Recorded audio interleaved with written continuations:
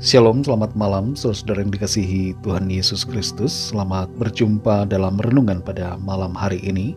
Doa dan harapan saya saudara semua ada dalam keadaan yang baik, sehat, penuh sukacita, dan selalu berlimpah berkat Tuhan. Tuhan selalu baik dalam hidup kita, dan rencananya yang indah tidak pernah berubah. Sebelum kita mendengarkan renungan firman Tuhan, mari kita berdoa. Bapa, dalam nama Tuhan Yesus Kristus, kami mengucap syukur untuk berkat-Mu bagi kami. Tuhan sudah menolong kami dalam segala aktivitas kami di sepanjang hari ini. Saat ini kami mau mendengarkan sabda firman-Mu. Jamah hati kami agar kami mengerti dan taat untuk melakukan setiap kehendak-Mu. Dalam nama Tuhan Yesus kami berdoa. Haleluya. Amin. Saudara yang dikasihi Tuhan, ayat renungan kita pada saat ini terdapat dalam kitab Ulangan pasal 31 ayat 2-3. Tertulis demikian.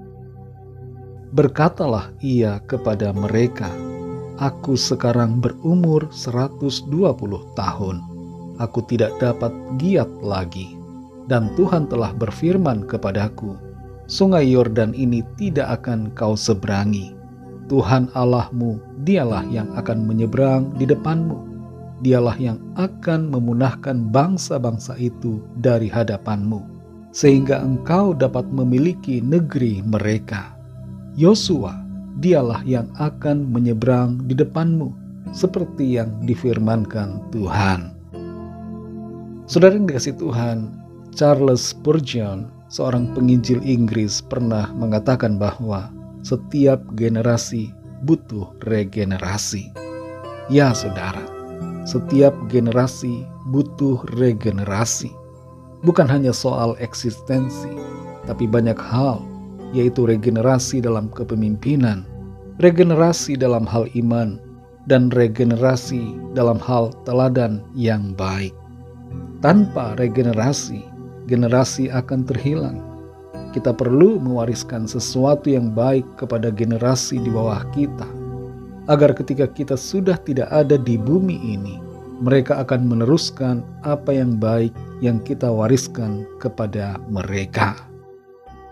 Dalam Ulangan 31 ayat 2-3 ini, kita membaca tentang seorang pemimpin besar, yaitu Musa, yang menyadari bahwa hidupnya sudah memasuki masa tua dan tidak bisa lagi melakukan apa yang pernah dilakukannya di masa muda. Tuhan sudah menyatakan secara pribadi kepadanya bahwa ia tidak akan masuk ke tanah perjanjian. Ia tidak bisa menyeberangi sungai Yordan untuk membawa bangsa Israel masuk ke sana. Namun dalam situasi ini, Musa tidak putus asa atau merasa terpuruk dalam kekecewaan. Sebaliknya, ia tetap teguh dalam imannya, dan ia memilih untuk menguatkan iman umat Israel agar mereka tetap percaya kepada janji Tuhan dan tetap menaruh harapan pada Tuhan yang telah menyertai mereka selama ini dan yang akan terus menyertai serta menuntun mereka di masa yang akan datang. Kepada Musa, Tuhan telah berbicara dan memberitahukan bahwa Yosua akan menggantikan Musa untuk memimpin bangsa Israel menyeberangi sungai Yordan dan masuk ke tanah Kanaan. Ayat-ayat ini mengajarkan kepada kita bahwa dalam hidup ini ada saatnya ketika kita menyadari bahwa kita tidak lagi mampu melakukan apa yang pernah kita lakukan di masa lalu karena faktor usia, dan kita juga menyadari bahwa waktu hidup kita telah mencapai saat yang menjelang akhir di bumi ini. Namun hal ini tidak boleh membuat kita menjadi merasa lemah, sedih, dan tidak berdaya. Kita perlu ingat bahwa kita harus mewariskan hal-hal baik selama kita masih ada di bumi ini, agar generasi yang ada di bawah kita meneruskan apa yang baik sesuai dengan janji firman Tuhan. Ada 3 hal yang perlu kita wariskan atau generasikan kepada generasi di bawah kita. Yang pertama adalah iman. Musa meneguhkan hati bangsa Israel untuk tetap percaya pada Tuhan dan percaya pada janjinya yang akan ditepati oleh Tuhan. Ini berbicara tentang warisan iman. Kita perlu mewariskan iman kepada anak-anak kita dan kepada generasi muda yang ada. Harta mungkin warisan yang menarik, tapi iman adalah warisan yang paling berharga. Ajarlah anak-anak dan generasi di bawah kita untuk percaya kepada Tuhan Yesus Kristus sebagai Tuhan dan Juru Selamat. Hal yang kedua yang kita wariskan adalah visi. Tuhan punya visi panggilan atas kita umatnya, dan visi itu harus dituntaskan selama bumi ini masih ada. Salah satu visi besar yang Tuhan berikan adalah visi amanat agung, yaitu visi agar kita semua orang-orang percaya berfungsi sebagai garam dan terang bagi dunia ini, sehingga semua bangsa menjadi murid Kristus. Yang ketiga yang kita wariskan adalah teladan yang baik. Musa telah memberikan contoh teladan hidup yang baik. Apa yang ia telah alami dijadikan sebagai pembelajaran bagi Yosua dan generasi selanjutnya. Kita semua hendaknya memberikan teladan hidup yang baik untuk diikuti oleh anak-anak dan generasi kita yang selanjutnya. Saudara yang dikasihi Tuhan, jangan biarkan diri kita menua tanpa regenerasi.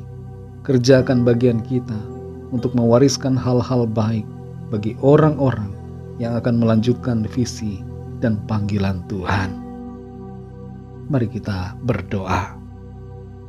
Bapa Sorgawi, Bapa dalam nama Tuhan Yesus Kristus, kami bersyukur untuk firman-Mu yang sudah kami dengar, mengajarkan kepada kami bahwa kami hidup dengan suatu tujuan, agar supaya generasi di bawah kami terus meneladani dan mengikuti apa yang baik. Kami mewariskan iman, mewariskan visi Tuhan, dan teladan hidup yang berkenan. Pimpin kami Roh Kudus, supaya kami senantiasa mengikuti apa yang menjadi kehendak-Mu. Kehidupan kami selama kami ada di bumi ini menjadi berkat bagi sesama kami, memberkati generasi yang ada, sehingga mereka mengikuti dan meneladani perkara-perkara yang baik. Berkati dan lindungi kami Tuhan di sepanjang malam hari ini, dalam istirahat kami. Lingkupi kami dengan kasih dan kuasa-Mu. Kami berdoa bagi yang sedang dalam pergumulan, masalah persoalan hidup, agar Tuhan menjamah, menyatakan kuasa dan mujizat-Mu bagi setiap kami.